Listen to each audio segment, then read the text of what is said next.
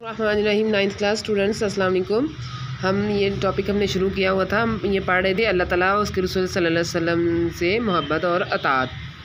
यानी नबी पाक सल्लल्लाहु अलैहि वसल्लम की मोहब्बत और अतात। तो पहले हमने अल्लाह ताला के साथ मोहब्बत और आज हम नबी पाक सल्लल्लाहु अलैहि वसल्लम के साथ मोहब्बत का क्या तकाज़ा इसके बारे में हम पढ़ेंगे। अतात की लुग़वी मानी है फरमाबरदारी और तमील हुक्म, यानी कि हुक्म की तमील करनी, यानी उस पर अमल करना।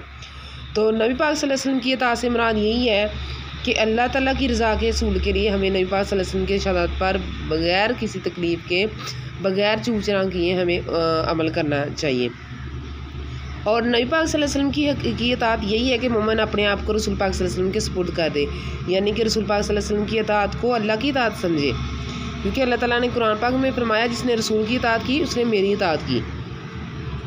तो नबी पाक सल्लल्लाहु अलैहि वसल्लम के जो तमाम इरशादात और अहकामात हैं उस पर हमें पूरी तरह अमल करना चाहिए। और हम पर ये लाज़िम है, एक मोमिन के लिए लाज़िम है कि वो नबी पाक सल्लल्लाहु अलैहि वसल्लम की जो अतात है वो बखुशी, यानी कि खुशी के साथ कबूल करे, और उसका जो अतात का ज़ाहिरी और बातनी लिहाज है वो भी होना ज़रूरी है। अल्लाह ताला ने कुरान पाक में फ़रमाया है कि अन्नबिय्यु औला बिल मुमिनीना मिन अनफुसिहिम, नबी पाक सल्लल्लाहु अलैहि वसल्लम मोमिनों के लिए उनकी अपनी जानों से भी ज़्यादा महबूब हैं। तो इसका मतलब यह है कि अतात रसूल सिर्फ़ हमारी ज़ाहरी मोहब्बत या अतात मकसद नहीं है, बल्कि हमें चाहिए कि जो एक मोमिन है या हम लोग हैं पूरे खुलूस और दिलो एहतराम और अकीदत के जज्बे के साथ जो सरशार होकर अल्लाह ताला उसके रसूल सल्लल्लाहु अलैहि वसल्लम की अतात करें, यानी पाक सल्लल्लाहु अलैहि वसल्लम की अतात करें, क्योंकि ऐसी अतात ही इंसान को जो है वो अल्लाह ताला का जो है महबूब बनाती है। अल्लाह ताला का कुर्ब हासिल करने के लिए और उसका महबूब बंदा बनने के लिए ऐसी अतात की हमें ज़रूरत है जिसकी बुनियाद जब हुब रसूल सल्लल्लाहु अलैहि वसल्लम हो। अल्लाह ताला ने कुरान पाक में फरमाया ना कि नबी कह दो अगर तुम अल्लाह से मोहब्बत रखते हो तो मेरी अतात करो और अल्लाह तुमसे मोहब्बत करेगा। तो अल्लाह ताला नबी पाक सल्लल्लाहु अलैहि वसल्लम से जो मोहब्बत है वो क्यों ज़रूरी है? इंसान की जो ज़िंदगी का असल मकसद है असल में अल्लाह ताला की इबादत और अतात ही है,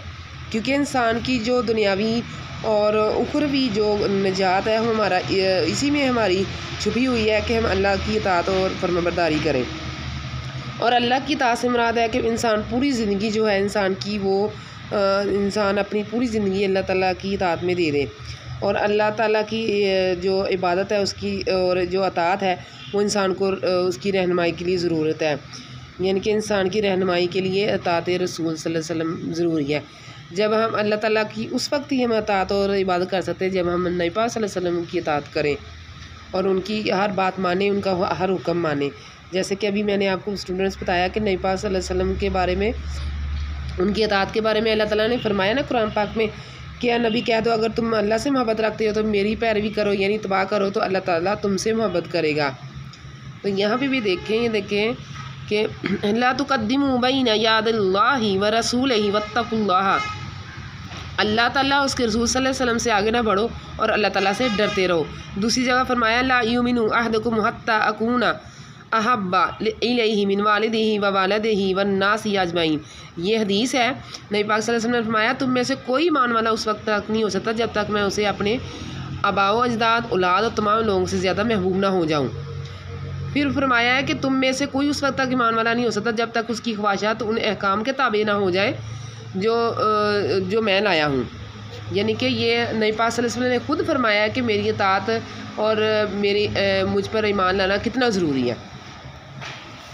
तो इसलिए हमें चाहिए कि हम जो है नबी पाक सल्लल्लाहु अलैहि वसल्लम की अतात और फरमाबरदारी करें, और जब हम आप सल्लल्लाहु अलैहि वसल्लम की अतात और फरमाबरदारी करेंगे बेसिकली हम अल्लाह ताला की कर रहे होंगे, क्योंकि नबी पाक सल्लल्लाहु अलैहि वसल्लम तो जो भी हमारे लिए पैगाम लाए, जो भी तालीमात हम तक पहुँचाई वो सारी अल्लाह ताला की तरफ से ही थी, उन्होंने अपनी तरफ से कुछ नहीं फरमाया।